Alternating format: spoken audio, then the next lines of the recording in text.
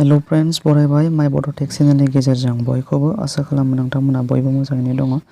दायो आं मोनसे कमन पर्टेलनि गेजेरजों हाबनानै एबा एसएलबिआरपि पर्टेलनि गेजेरजों हाबनानै मोनसे नटिसखौ लाबोदों एबा जायफोर नोंथांमोना नुखाबाय एबा अलरेडि एप्लाइ खालामबाय बेवहाय 18 थारिख फेब्रुवारि खालि मोनसे नटिस ओंखारदोंमोन।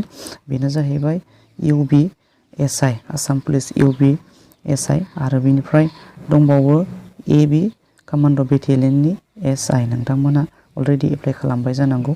दायो नोंथांमोना नायदो बेवहाय 19 थारिख फेब्रुवारिनिफ्राय स्टार्ट जादों एप्लाइ, बेनिफ्राय लास्ट डेट 5 थारिख मार्चसिम बे नोंथांमोना बे नटिसखौ नायनो हागोन आरो बेनि गेजेरजों नोंथांमोना एप्लाइ खालामनो हागोन UBSI। दायो नोंथांमोननि थाखाय बे भिडिअनि गेजेरजों बेखौनो शेयार खालामनो सानदों जे नोंथांमोना जेरैहाय Assam forest grade 1 forest guard बेनिफ्राय AFPF नोंथांमोना बेफोर मोनफ्रोमबो पेडफोरखौ AFPF जेरैहाय ग्रेड 1 फरेस्टार फरेस्ट गार्ड जेरै बेफोरखौ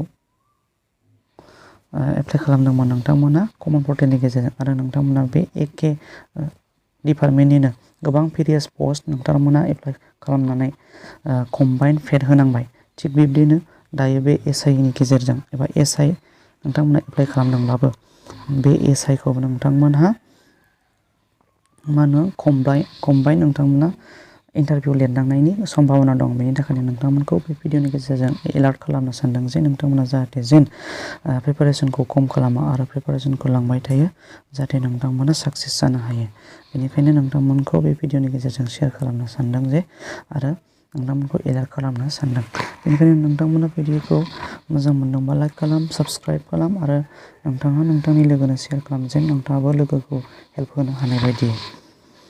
बेनिफ्राय आरोबाव लोगोसे बे भिडिअनि गेजेरजों सरजाबनो सानदों जे नोंथांमोनखौ एलार्ट खालामनो लुबैदों जे नोंथांमोना SIनि अनगायैबो गोबां एक्साइज नोंथांमोना एक्साइज एप्लाइ खालामदों।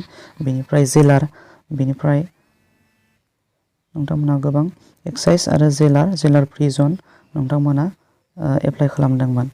नोंथांमोना जेलार एसिस्टेन्ट जेलार आरो जेलार प्रिजन बेफोरखौ नोंथांमोना एप्लाइ खालामदोंमोन। बेनिबो नोंथांमोना एडमिट मोननो बावला नोंथांमोना मार्चनि फार्स्ट उइकआवनो नोंथांमोना एडमिटखौ मोननो हागौ। मार्चनि फार्स्ट उइकआवनो नोंथांमोना एडमिट मोनगोन। नोंथांमोना बेनिखायनो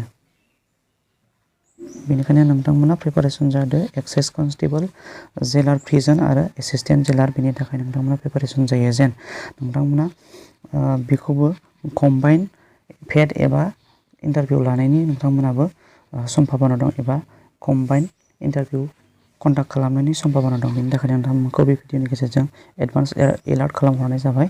थेंक इउ लोगोफोर, बाय बाय।